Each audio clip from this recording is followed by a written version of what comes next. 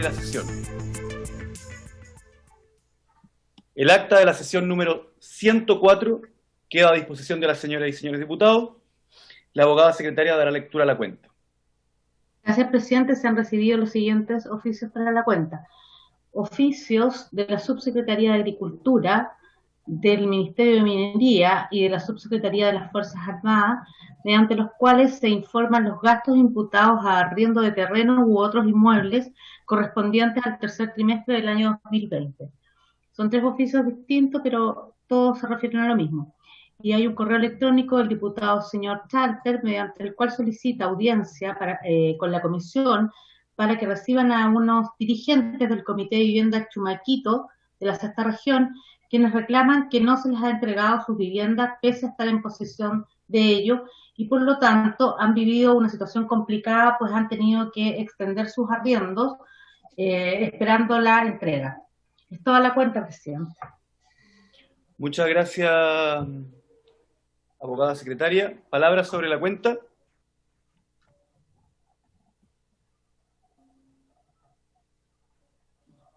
¿No? ¿Varios? Yo quisiera hacer un varios. Hay una situación bien complicada que se está viviendo en el macrocampamento Arenales de Antofagasta, que es un asentamiento integrado por 14 comités de vivienda distintos. Son cerca de 1.200 familias.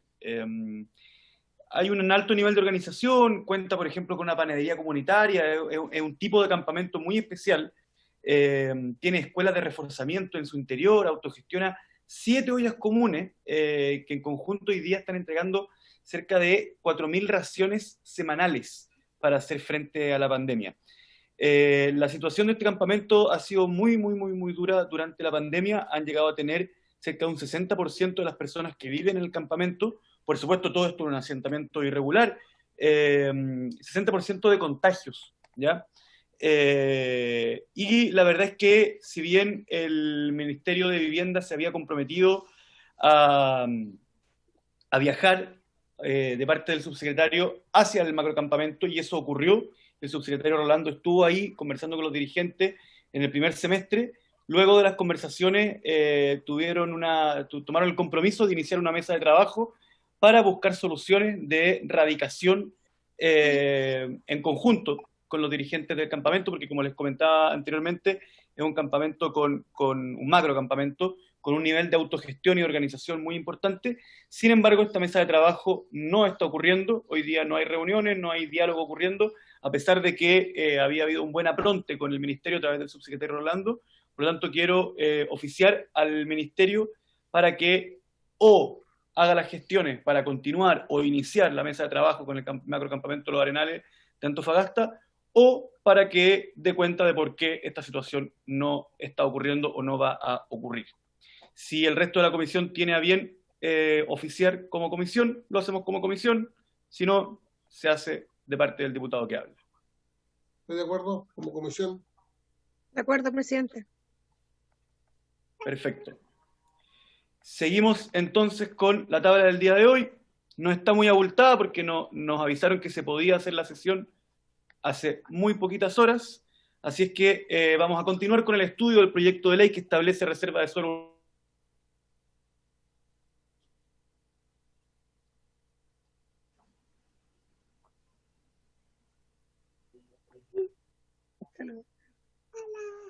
Aló. Sí, escuchamos. Ahí estoy. Para el estudio de esta iniciativa tenemos a la analista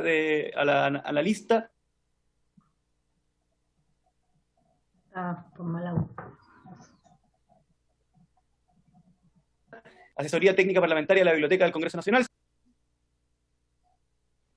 ¿Aló? Presidente, el diputado Sí, Urrutia está pidiendo sí. la palabra. Perdón, diputado Urrutia.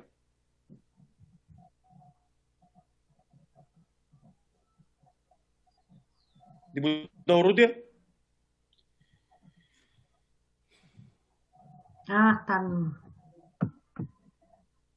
Están sin audio también.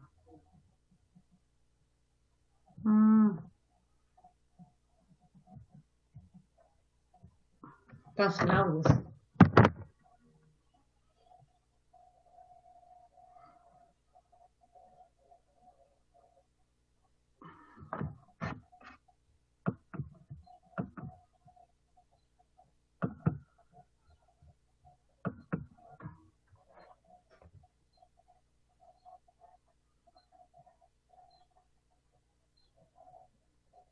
¿A dónde dice cancelar? Ahí. Ahí, ¿me Sí. escuchas? ¿Se escucha? Sí. Sí, ya. Ahí- Sí, es el No, presidente, es que usted está con mala señal, entonces se escucha aquí muy entrecortado lo que dice. En este momento no se le escucha porque tiene cortado el micrófono, pero además tiene mala señal. sí, ahí lo dije.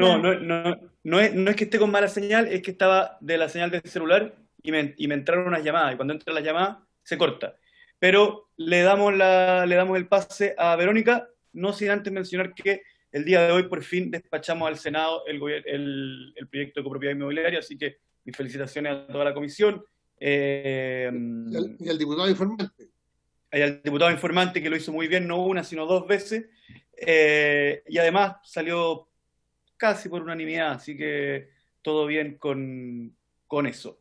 Y les pido disculpas a todos por no haber podido asistir el lunes, tuve un problema de fuerza mayor. Tuve que ir a hacerme el PCR obligatorio porque si no uno queda en cuarentena para siempre. Doña Verónica, tiene la palabra. Diputado, buenas tardes. Continúo la presentación entonces donde quedó pendiente la sesión anterior. Voy a compartir pantalla.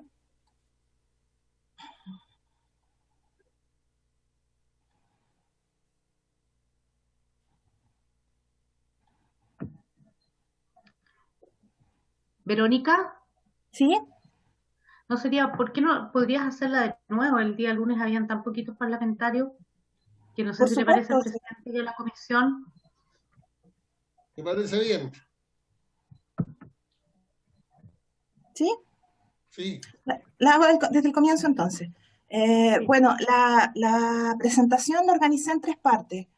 Primero es un pequeño contexto de lo que son las sesiones en la legislación actual vigente, luego una revisión de los proyectos que tenemos en estudio y finalmente algunos datos de legislación comparada que pueden aportar en el estudio de este tema.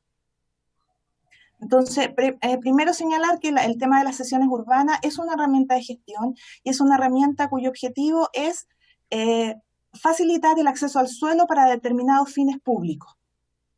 El artículo 70 de la Ley General señala que las sesiones tienen que ser gratuitas y obligatorias, señala que deben ser proporcionales a la intensidad de uso de suelo, o sea, la densidad que tenga establecido ese suelo, y que son obligatorias para urbanizar un suelo. Cuando estamos hablando de urbanizar un suelo, la ley define dos situaciones principales. Primero, cuando hay un loteo, y segundo, cuando nos encontramos frente a un lote que no tiene hechas las obras de urbanización correspondientes. ¿Ya? Y ahora, ese suelo, la ley general establece tres destinos específicos: para circulaciones, para áreas verdes, actividades deportivas y recreacionales, y para equipamiento. Ahora, buscando caracterizar el tema de las sesiones, hago referencia a un pronunciamiento del Tribunal Constitucional del año 1997, que fue hecho en el marco de un decreto que reglamentaba la aplicación del artículo 70. Y en ese documento, el tribunal hizo una caracterización de las sesiones y señaló cuatro aspectos. Primero, señaló que las sesiones debían ser proporcionales, gratuitas y universales, y su aplicación debía implicar una valorización del suelo, o sea, entre el valor del suelo sin urbanizar y el valor que iba a tener este suelo luego de ser urbanizado. Además, señaló que eran voluntarias porque la decisión de urbanizar es una decisión que toma el propietario de suyo y por lo tanto no hay una obligatoriedad de hacerlo. Además, implican que las sesiones tienen un objetivo de bien común. Este es el desarrollo armónico y equitativo de las ciudades. Y finalmente, las sesiones se dan una fórmula que permitía conciliar los derechos del urbanizador con los derechos de la sociedad en su conjunto. Ahora, respecto de la revisión de las iniciativas, nosotros estamos frente a un proyecto que es un refundido de dos iniciativas distintas. No hay un texto de refundido.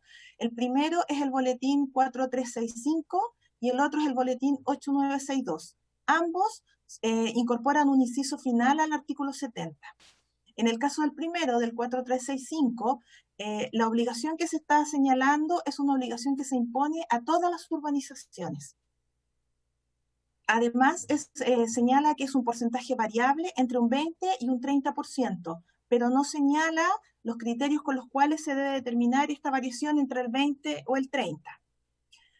Además, este porcentaje de cesión para la vivienda se calcula después que se calculen las cesiones para áreas verdes, equipamiento y vialidades. Y esas cesiones tienen un porcentaje máximo de un 44%. Por lo tanto, sobre el suelo restante de esa resta de ese 44%, se calcularía estas cesiones del 20 o 30% más.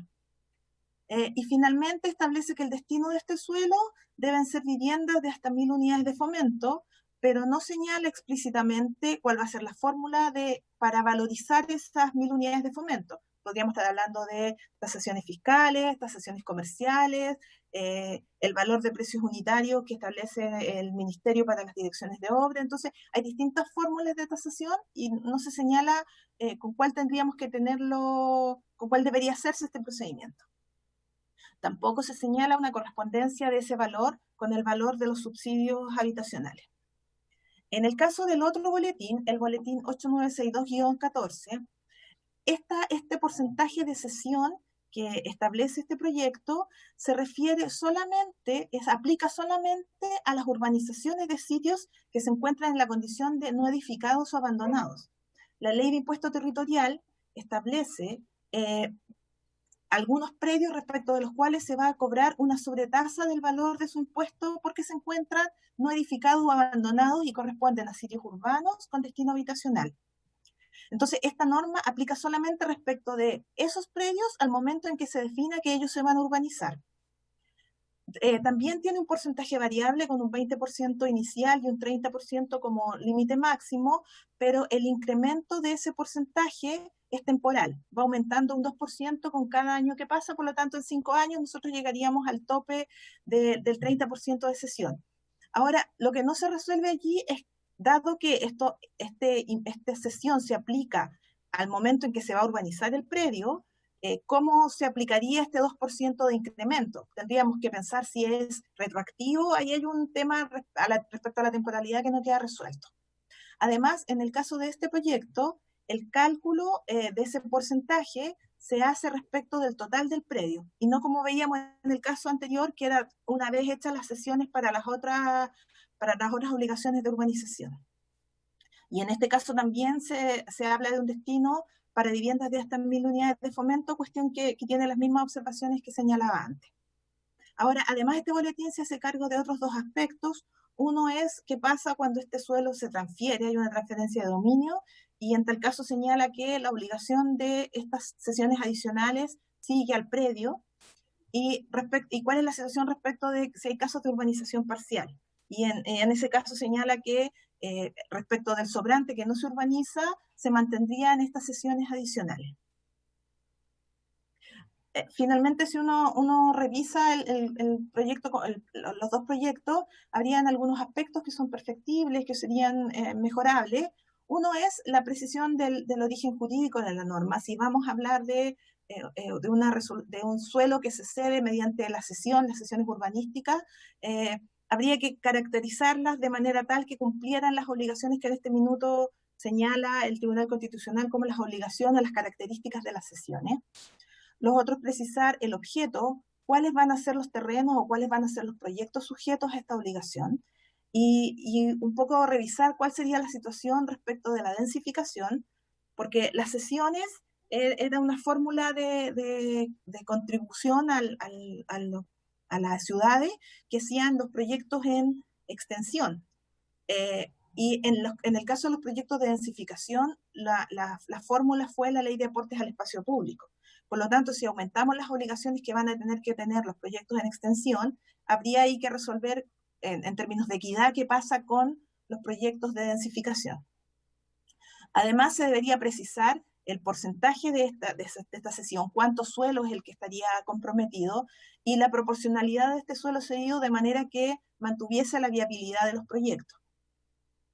La misma situación habría que resolver respecto de cuál va a ser exactamente el procedimiento de cálculo, por cuanto se están planteando dos procedimientos de cálculo distintos, y finalmente resolver el tema de la tasación de la vivienda en la cual va a ser beneficiada por este suelo. Pero además hay algunos aspectos generales que no están abordados en el proyecto y que es importante de resolver.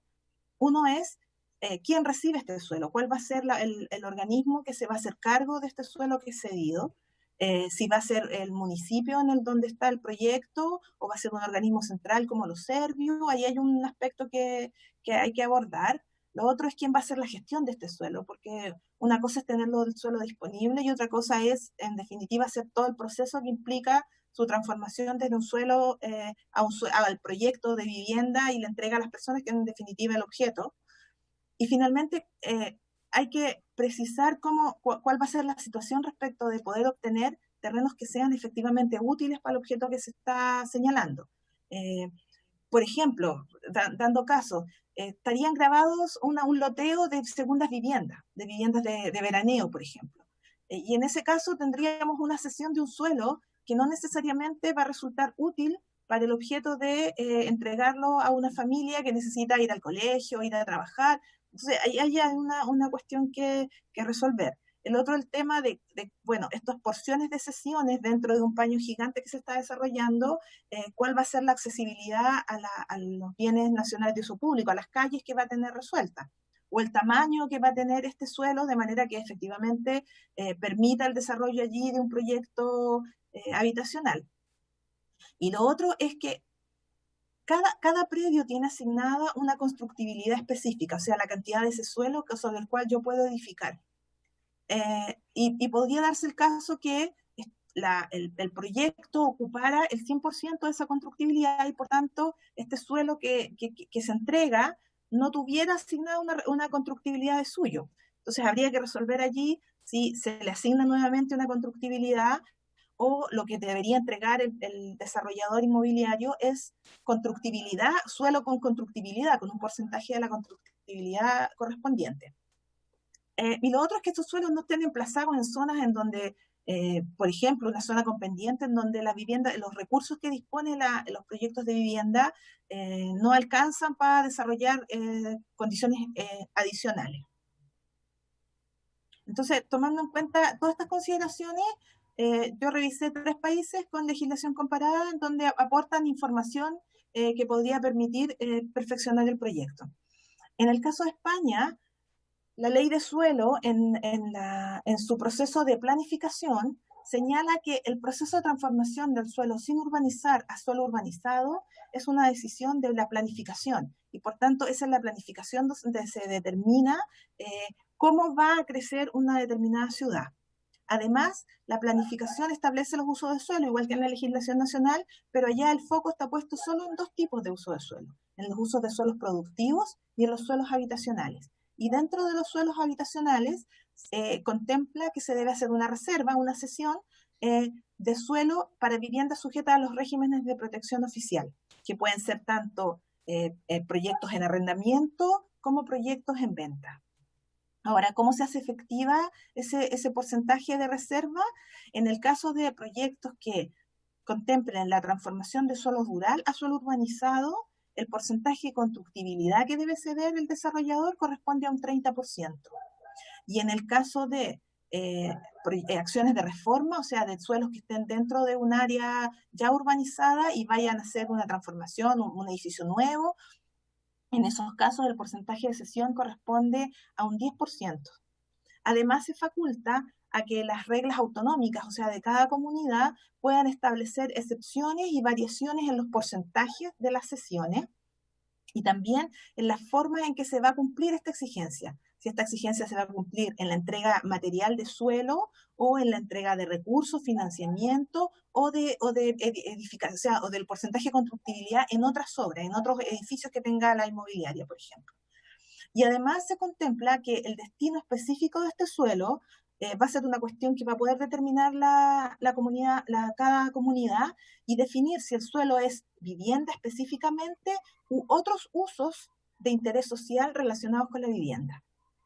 Y finalmente, la última obligación que establece la planificación es que exista correspondencia entre la planificación territorial que desarrolla cada territorio y los planes habitacionales, que también es una obligación que debe tener cada territorio. Ahora, ¿cómo se aplica esto cuando vamos a un proceso de urbanización? En la legislación española, el derecho de propiedad no trae consigo el derecho del aprovechamiento urbanístico. El aprovechamiento urbanístico, o sea, mi posibilidad de edificar sobre ese suelo, es una posibilidad distinta. Y esa posibilidad distinta, ese otro derecho de aprovechamiento urbanístico, está sujeto a contraprestaciones. Y estas contraprestaciones son 5. Uno es la entrega de terreno, o sea, las cesiones de suelo. Lo otro es la equidistribución de las cargas públicas, que tiene que ver con los mecanismos de aprovechamiento de plusvalía. El otro es el financiamiento de la urbanización, y 2 que están sujetas a las condiciones del proyecto de si tiene o no personas afectadas. Uno es el realojamiento de los afectados en caso de que los hubiera, y lo otro es el pago de las indemnizaciones que corresponden en caso de que el proyecto provoque impactos en sus entornos. Ahora, respecto de las sesiones son de 2 tipos. Una son aquellas relacionadas con las dotaciones públicas, o sea, con la infraestructura pública, la calle, los servicios de agua potable, el alcantarillado, la electricidad. Esa es una cesión de suelo. Y la otra es este suelo libre de cargas para la vivienda social, que es el que veíamos recién con los porcentajes que se señalaban en la lámina anterior. Bien. En el caso de Francia, hasta el año 2010, al solicitar el... ¿Verónica? ¿Sí?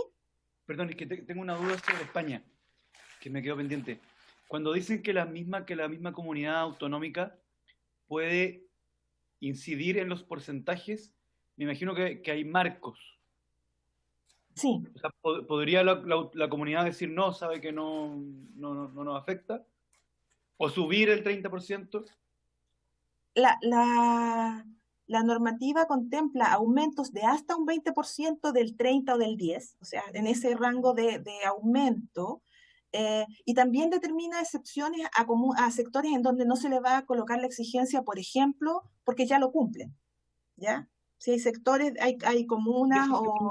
La primera pregunta queda muy bien respondida, y mala mía porque la respuesta está contenida en el PowerPoint, pero la segunda, el tema de las excepciones, también la misma pregunta, ¿tienen un marco o podría una comunidad decir, sabe qué, excepciono a todo el territorio? No, en general las excepciones están relacionadas con que o ya cumplen los parámetros, o son comunas, por ejemplo, afectadas por un desastre, un temblor, un terremoto, una cuestiones de ese tipo. Esas son los tipos de excepciones que están contempladas en la regulación. No es una excepción a cualquier evento y que a este sector no se le exige porque sí, sino que es fundamentado, tiene que ser fundamentado. Perfecto, vamos a Francia. Vamos a Francia. Bueno, en el caso de Francia, hasta el año 2010 había una obligación de cesión obligatoria hasta el 10% de la superficie del terreno.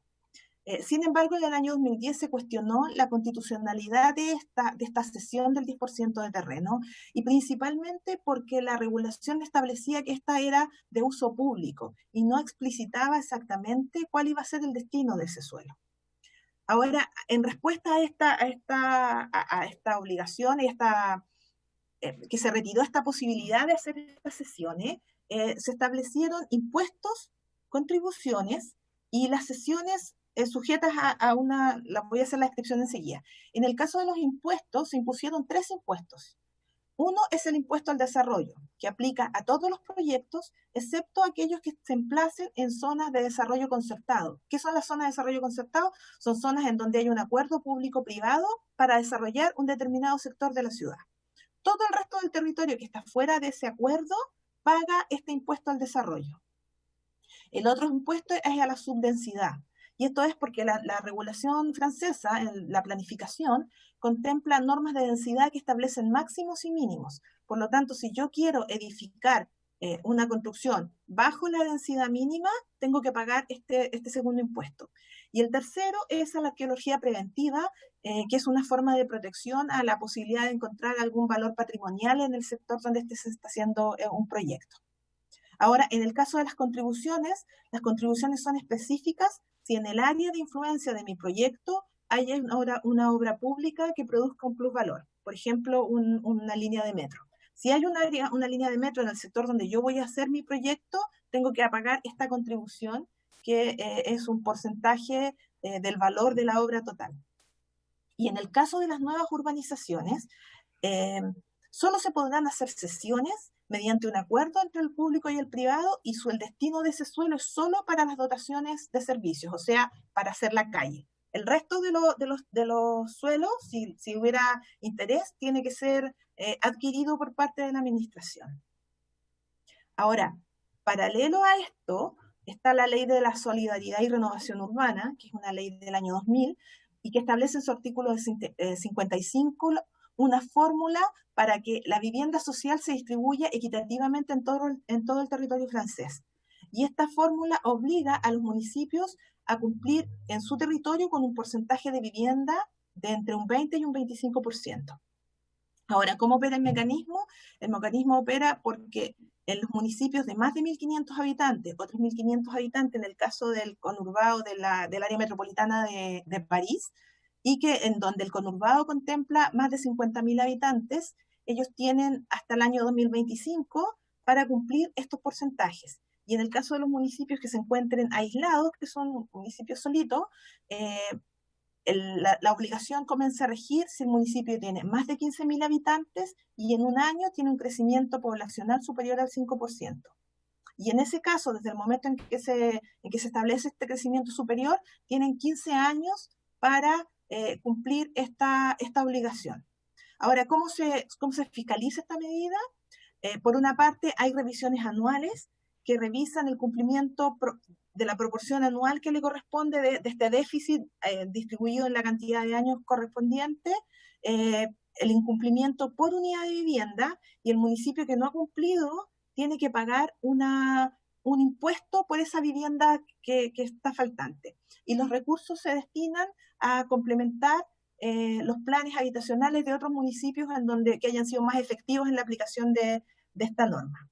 Y además, cada 3 años hay una revisión del periodo completo, y en ese caso el prefecto de una autoridad pública central revisa el cumplimiento del municipio, y en el caso de aquellos municipios en que no se haya cumplido, el prefecto puede aumentar la tasa del impuesto, o si la necesidad allí es imperiosa, puede determinar que el propio Estado central intervenga en esta comuna y desarrolle allí los planes de vivienda. Ahora, esto se ha ido, no es esta norma desde el año 2000 a la fecha, se ha ido endureciendo, buscando que todas las comunas cumplan esta obligación. Finalmente, el último caso que revisé fue el caso de Colombia. En el caso la legislación colombiana contempla que las obligaciones urbanísticas, las sesiones urbanísticas son obligatorias, tienen los mismos destinos que están en la legislación nacional, o sea, son vialidad, áreas verdes y equipamiento comunal, pero ha habido una amplia discusión respecto de cuál es el alcance real de las sesiones y si este instrumento puede soportar más obligaciones públicas que las que ya tiene. Ante esa situación, se ha hecho una fórmula alternativa que es diferente mediante las normas de planificación urbana, que en el caso colombiano, amparadas en la legislación constitucional que contempla la recuperación de plusvalías como un derecho del Estado, los planes de ordenamiento territorial, o sea, lo que sería equivalente nuestro a la planificación urbana, contempla que la constructibilidad de cada terreno es una constructibilidad variable, que tiene 3 partes. Una constructibilidad básica, que es la que tienen dispuesta todos los proyectos sin ninguna cesión obligatoria. Constructibilidad máxima, que es aquella que contempla hacerme cargo de los procesos de recuperación de plusvalía, incluido allí las cesiones de suelo para la vivienda de interés público, que es el nombre que recibe en el caso de Colombia, y una constructibilidad adicional, que es una constructibilidad máxima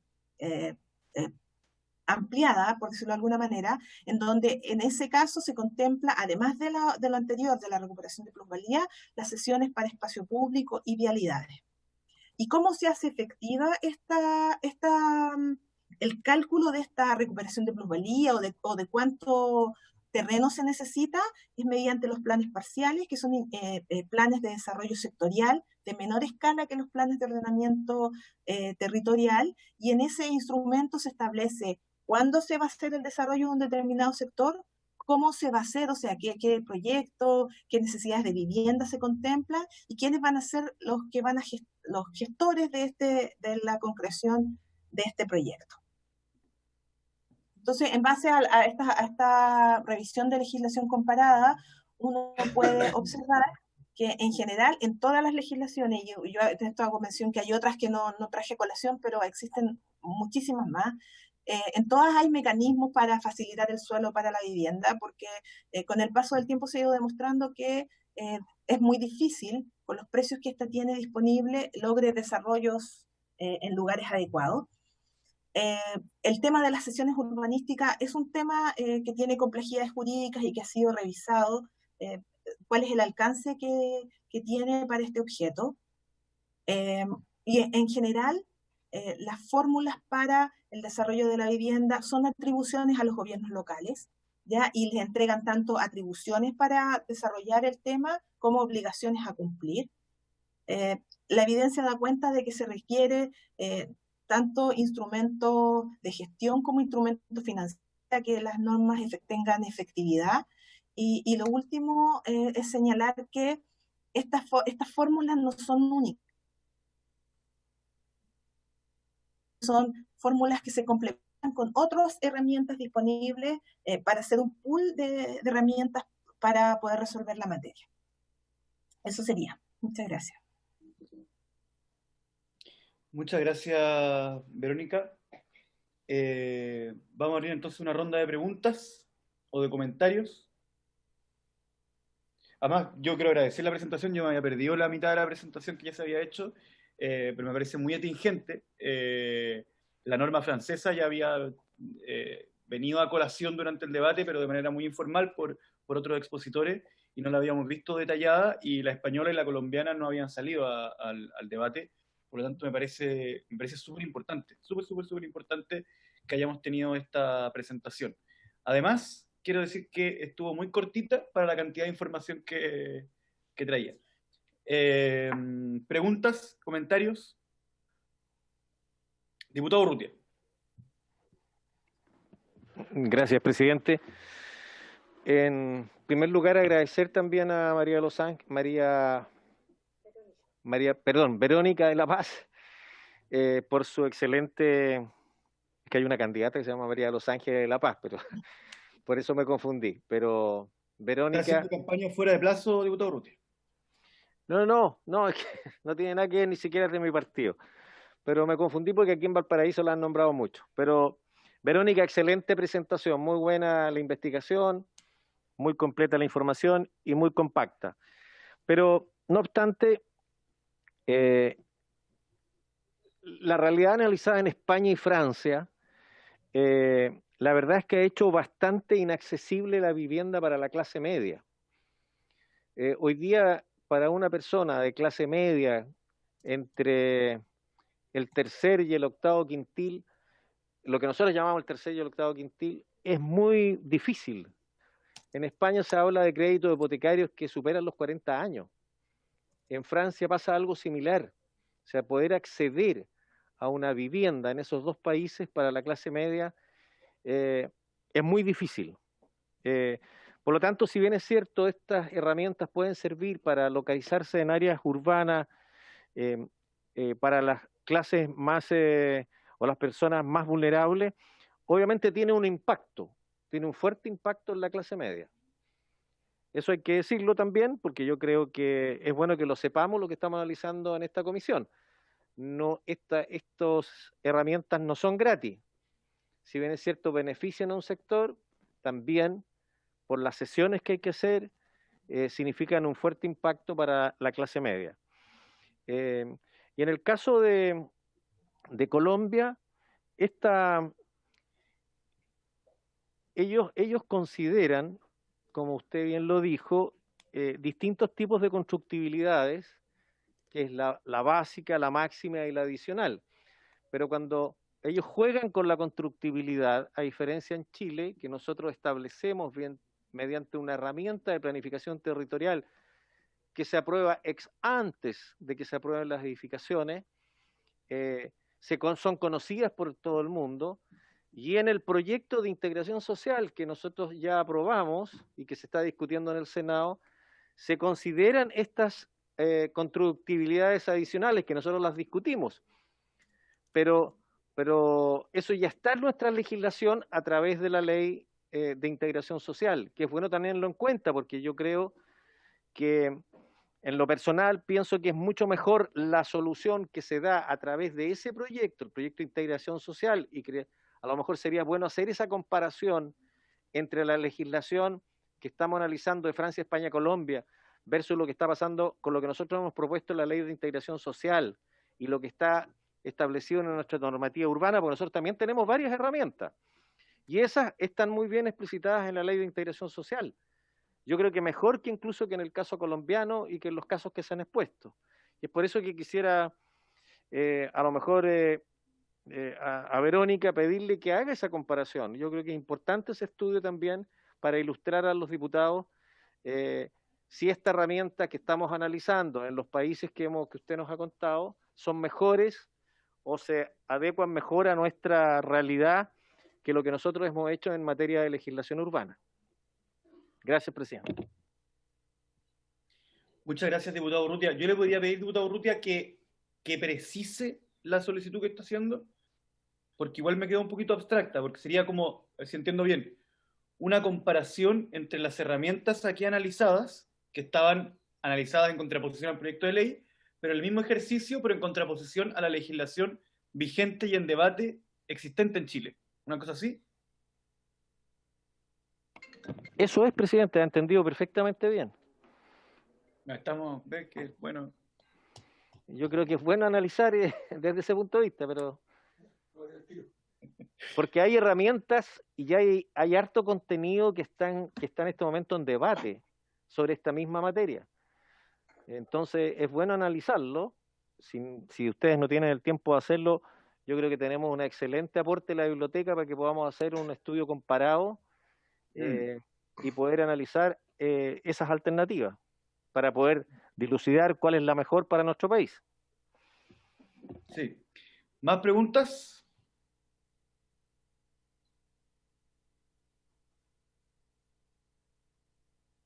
Ya, yo quisiera preguntar, a ver, yo creo que quiero seguir un poco la línea del diputado Urrutia.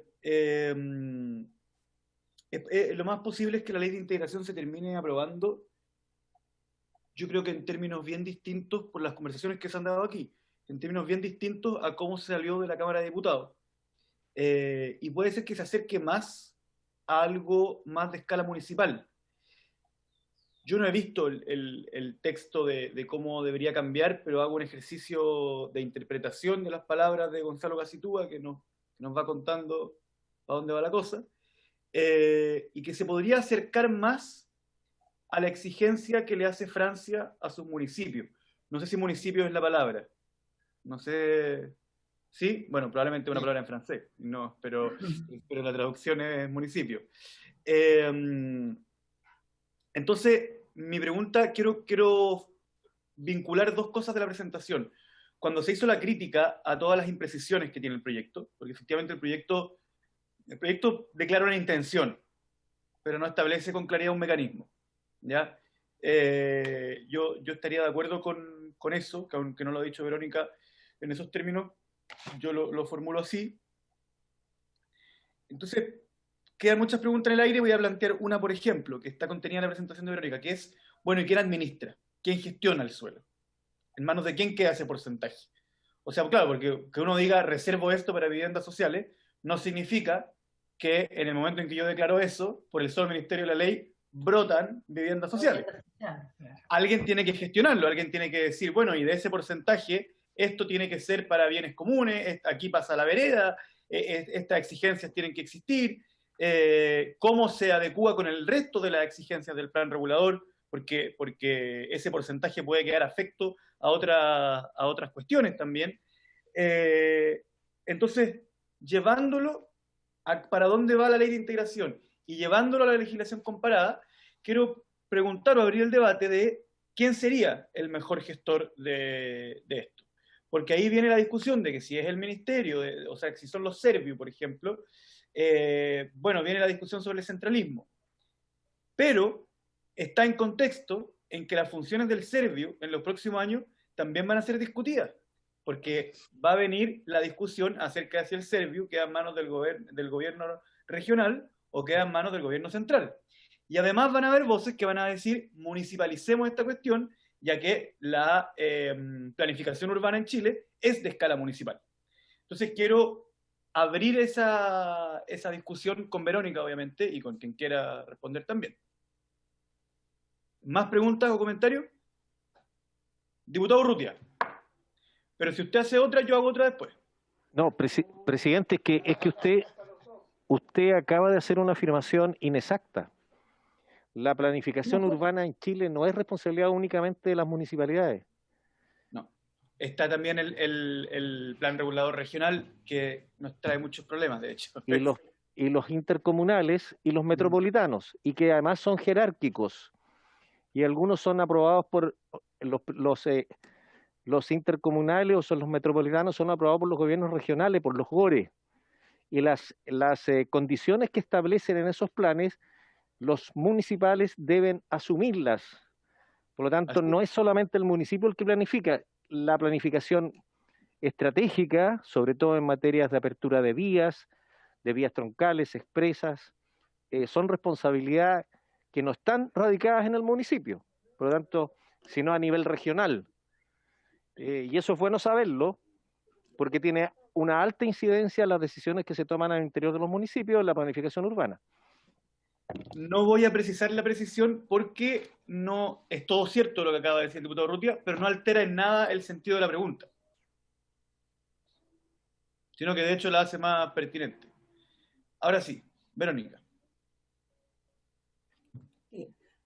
Diputado, tomando un poco las dos, efectivamente lo que plantea el diputado Urrutia respecto del precio de la vivienda, uno observa que en los mercados europeos el precio de la vivienda ha ido incrementándose tanto como lo que ha ocurrido en Chile, y las razones que explican eso está todo el tema de la transformación de la vivienda en un bien económico, más que en un bien con un objeto social. Por lo tanto, ahí hay un primer desacople entre el precio de la vivienda y las necesidades de las personas.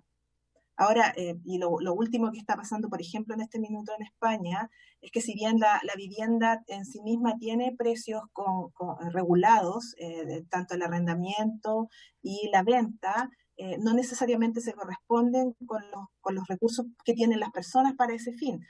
Por lo tanto, aun cuando ese precio es un precio regular, quien lo otorga...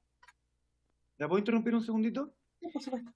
Yo podría pedir que si nos pueden mandar ahora el PowerPoint, porque el problema del sistema compartir pantalla es que cuando uno no lo tiene en la mano, no puede ir yendo para atrás o para adelante para revisar algo que se perdió. ¿Existe esa posibilidad? El presidente fue mandado la semana pasada al correo, en el correo. ¿En los institucionales o en los personales?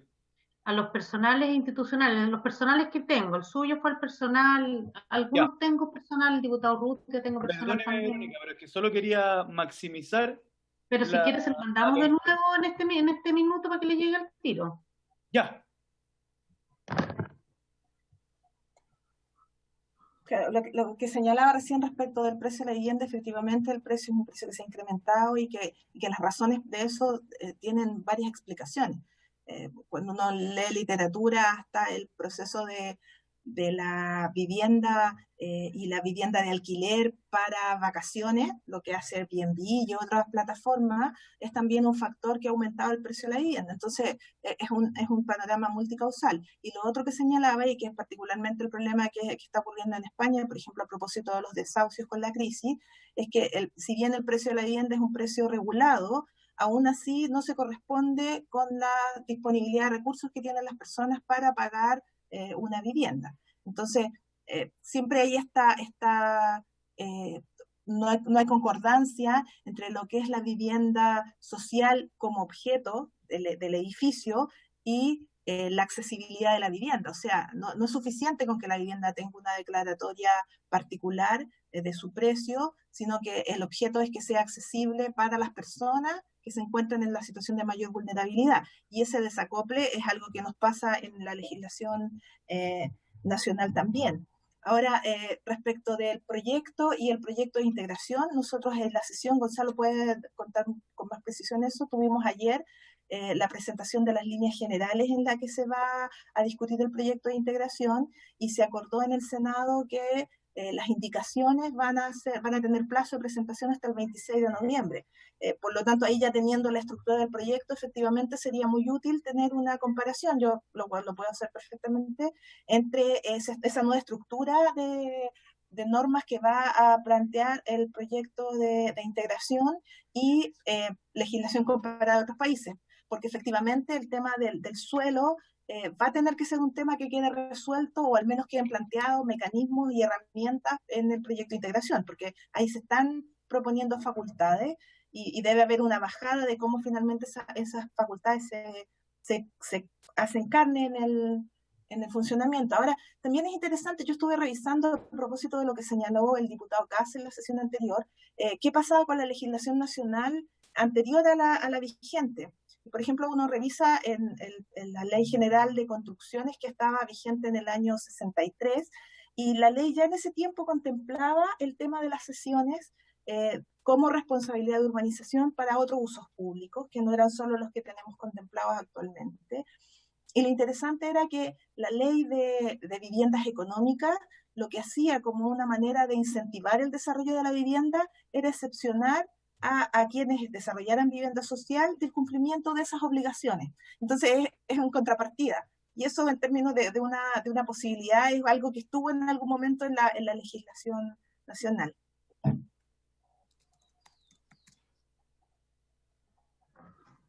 Gonzalo, ¿quisieras hacer algún comentario? No, todavía no está, pero estás con el micrófono habilitado. No, están fallando el micrófono. ¿Ahí se me escucha? Ahí se te escucha bien. Ya, voy a subir aquí. Ahí sí.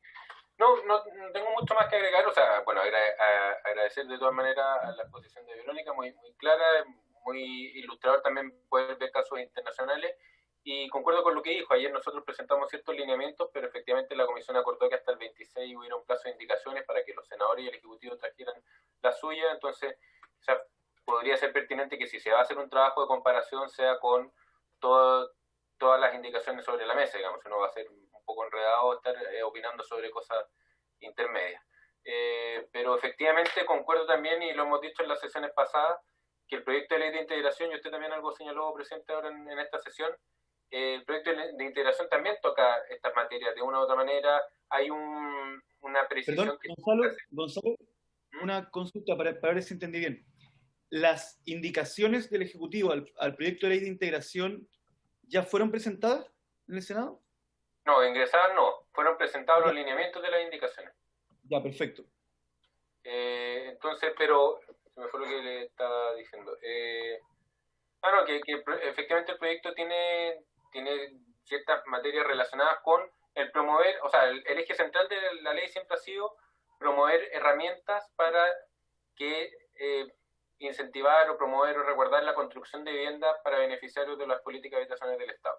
Ese es el eje central y por lo tanto hay ciertas medidas que ya aprobamos en primer trámite, otras que se han estado conversando en segundo, y la verdad es que los proyectos que estamos conversando acá apuntan a lo mismo, buscan resguardar que exista disponibilidad de vivienda para beneficiarios de subsidio, que se gatille algún proceso ahí. Entonces creemos que el objetivo es el mismo, y atendido que es el mismo objetivo, como dice el diputado Urrutia, ya hay algunas disposiciones en análisis al respecto, y por lo tanto es súper importante tenerlas a la vista antes de seguir avanzando con otros proyectos que apuntan a lo mismo. En ese sentido yo concuerdo plenamente con lo que dice el diputado Urrutia, y si ese ejercicio se puede hacer y Verónica puede ayudarnos con eso, bienvenido, y cuenta con nuestra ayuda en lo que sea necesario para aclarar cualquier cosa de ese otro proyecto. Eso, presidente.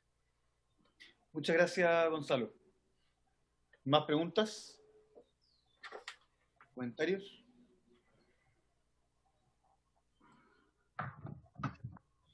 Ya pues, quedamos atentos entonces a las indicaciones del Senado, Verónica, y entiendo que se te estamos haciendo una nueva solicitud. No sé si se entendió así.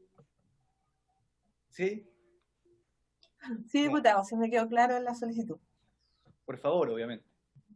Está bien. Bueno, diputado Urrutia, perdón.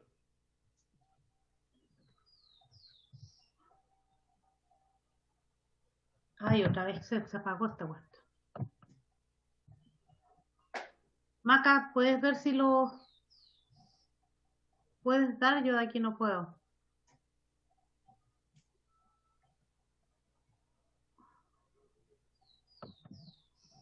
Eso.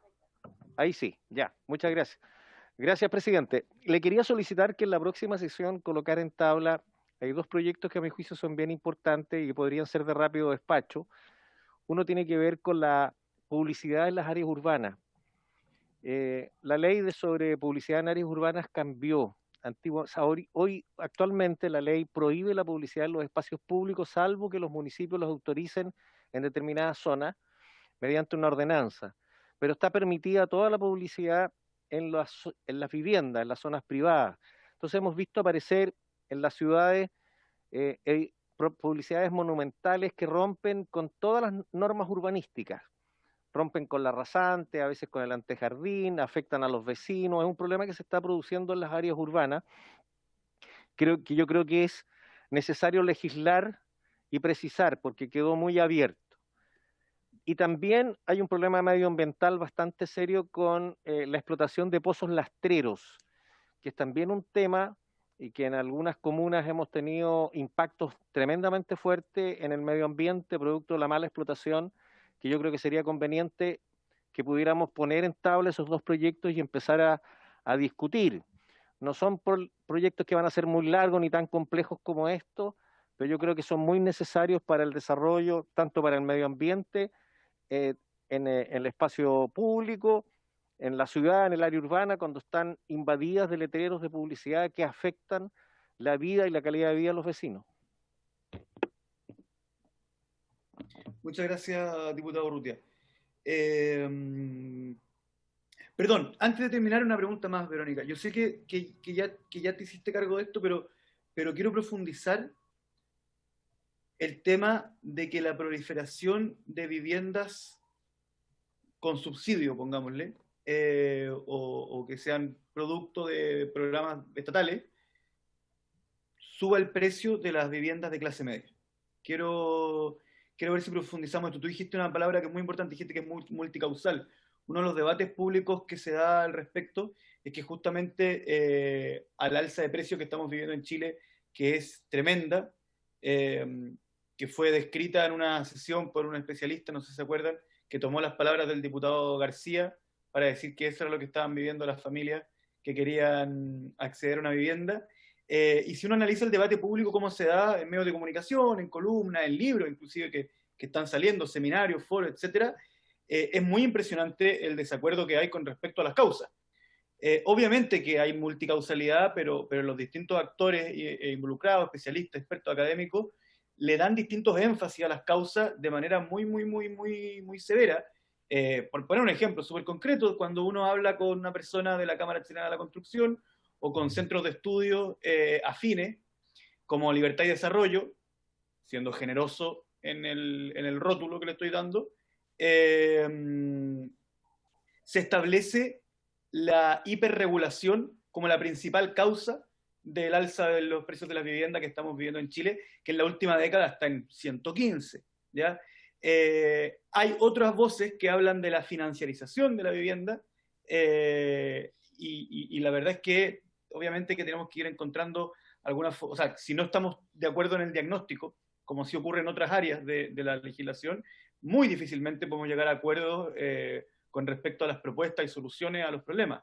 Entonces quería ver si también te puedes referir a ese tema, porque alguien podría pensar, por ejemplo, por poner un ejemplo, no estoy diciendo que yo lo piense, alguien podría decir, con esta afectación del suelo, el comprar suelo se vuelve un peor negocio. Si se vuelve un peor negocio, podría haber menos demanda de suelo. Y como podría haber menos demanda de suelo, el mismo precio del suelo podría bajar y con ello el precio final de las viviendas. Yo no estoy afirmando eso. Digo que son reflexiones que alguien podría sacar, o alguien podría decir, estando más afecto el suelo, se vuelve un bien más escaso y por lo tanto más caro, y por lo tanto la vivienda final también, que es un poco la reflexión que trae el diputado Urrutia. Entonces, quería ver si usted pudiese referirse a ese tema también. Diputado, lo que uno observa en la literatura sobre la materia es que el precio de la vivienda ha subido para todos los segmentos. En general, uno observa un alza de precio no solamente en la vivienda para los sectores medios o sectores bajos, sino que en general hay un alza de la vivienda y también se observa un desacople en este creciente aumento de los precios de la vivienda con la disponibilidad de recursos que tienen las familias para comprar este bien. Ahora, las causas, como usted bien dice, son multicausales y se explican a propósito de la mirada que coloque cada uno. ¿Hay un tema de la regulación que influye? Sí, hay un tema de la regulación que influye. La transformación de la vivienda en un bien financiero es otro factor y es muy incidente, porque en definitiva ha sido una fórmula en que las personas han buscado asegurar su economía futura. Entonces quienes puedan adquieren una vivienda y la tienen disponible como recurso económico. Por lo tanto, eso aumenta la demanda de viviendas. La posibilidad que hay en países como el nuestro de a través del sistema financiero adquirir viviendas también posibilita que esto se ocurra, porque quienes pueden hacerlo pueden adquirirla y colocarla en el mercado del turismo, por ejemplo, que es un mercado que no tenemos muy profundamente regulado. Entonces, es la suma de todos estos factores. Ahora, ¿cuánto va a impactar esto en cada país? Va a depender mucho de las condiciones particulares de cada lugar. En eso, por ejemplo, yo por eso recién les explicaba el tema de lo que está pasando en España, porque si uno bien observa que en términos de la regulación que tienen una estructura de regulación muy armada, aún así el tema del acceso a la vivienda en su territorio es muy complejo y se están produciendo, la discusión que hay en este minuto en España es respecto de la cantidad de desahucios de personas que se están viendo sacadas de sus casas por incumplimiento, ya sea en los arrendamientos o en los créditos hipotecarios que tienen. Entonces, no podría explicar una sola causa que fuese superior a las otras. Y en definitiva, yo creo que son fenómenos que se tienen que abordar en su multicausalidad. No se pueden intentar resolver solo pensando en que la adquisición de suelo, porque la adquisición de suelo va a tener distintos efectos según el momento en que se efectúe. Si yo estoy comprando suelo y previendo en términos de planificación a muy largo plazo, probablemente los impactos económicos en ese sector van a ser muy reducidos. Sin embargo, si yo salgo a comprar en el mismo momento en que estoy anunciando una gran obra pública, el impacto que va a tener esa compra en el mercado de suelo va a ser absolutamente distinto. Entonces, en esto, como en todas las políticas públicas en el fondo, hay que ir testeando el comportamiento que va teniendo cada iniciativa en el mercado. No vamos a poder tener una solución, y en eso a lo mejor hay un aspecto que fortalecer en términos de que nuestras políticas sean continuamente medidas para ver los efectos que están provocando.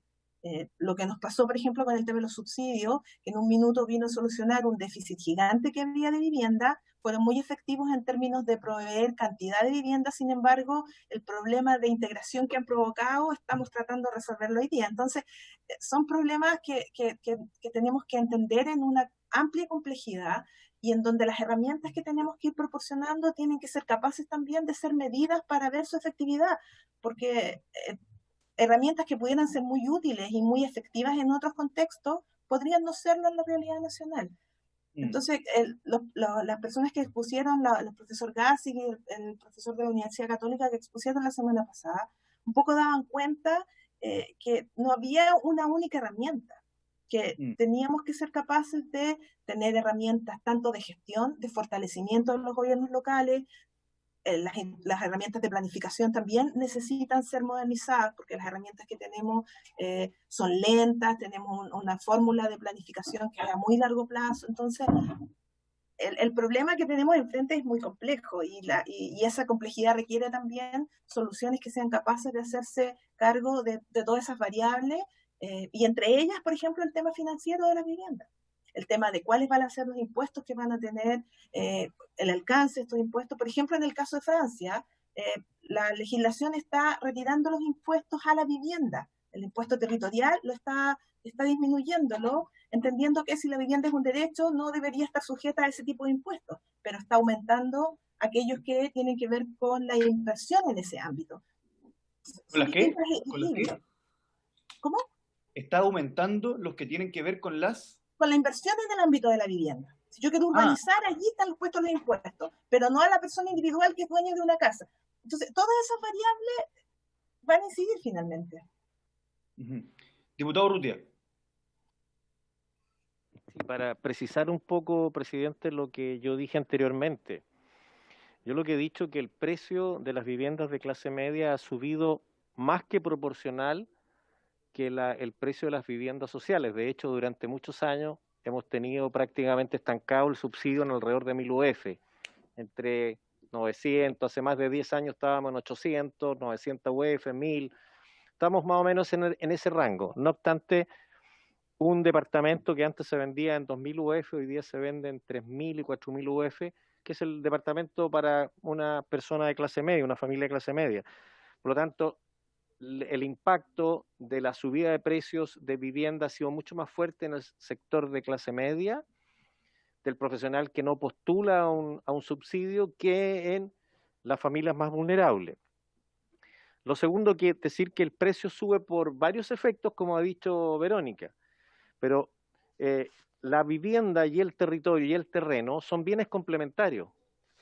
Si yo contraigo la oferta del territorio, voy a aumentar el precio del terreno. Y eso significa que aumenta el precio del bien final, que es la vivienda urbanizada. Por lo tanto, hay un impacto en la demanda. Y también en la oferta, porque a menos disponibilidad de suelos para vivienda de clase media, o más cesión, un emprendedor tiene que entregar ya no 44% de su territorio, sino estamos pasando casi al 74% o al 74%, tal como está establecido en uno de los proyectos. Obviamente que la disponibilidad de suelo o la oferta de suelo para construir vivienda de clase media se reduce a un 26% en algunos casos. Por lo tanto, el precio de la vivienda para las personas de clase media va a aumentar más que proporcional que la vivienda para personas vulnerables, por dos efectos: por una contracción de la oferta y por un cambio en el precio del bien complementario de la vivienda, que es el suelo. Son dos razones que hacen que el precio finalmente suba más que proporcional. Eso, presidente. Yo quisiera también hacer un comentario final y proponer una hipótesis alternativa también a eso.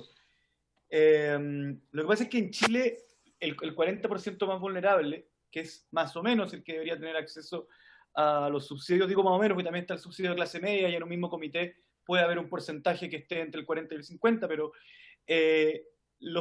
las personas del 40% más vulnerable también son parte del mercado de la vivienda. ¿Por qué? Porque si uno va a los comités de allegados, todos tienen derecho a subsidio.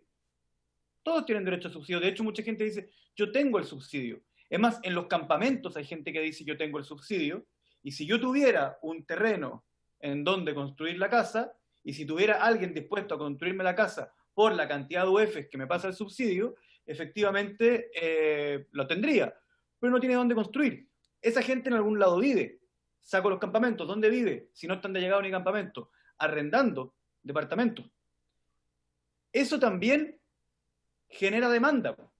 Entonces, si un proyecto de ley hiciera que se pudiesen construir muchas viviendas sociales cuyos subsidios ya están asignados, eso también baja la demanda y hace que no sea tan buen negocio comprar y comprar y comprar departamentos para arrendárselos a esas mismas personas que son del 40% más vulnerables. Y como no es tan buen negocio, baja la demanda de compra de suelos para especulación, lo cual podría también tener un impacto en una eventual baja de precio del suelo, que podría impactar en una baja de la vivienda, de la vivienda como producto final. Lo dejo ahí como hipótesis alternativa, solamente para mostrar que la multicausalidad, como hemos planteado, definitivamente existe. Presidente. Sí, diputado Jarpa.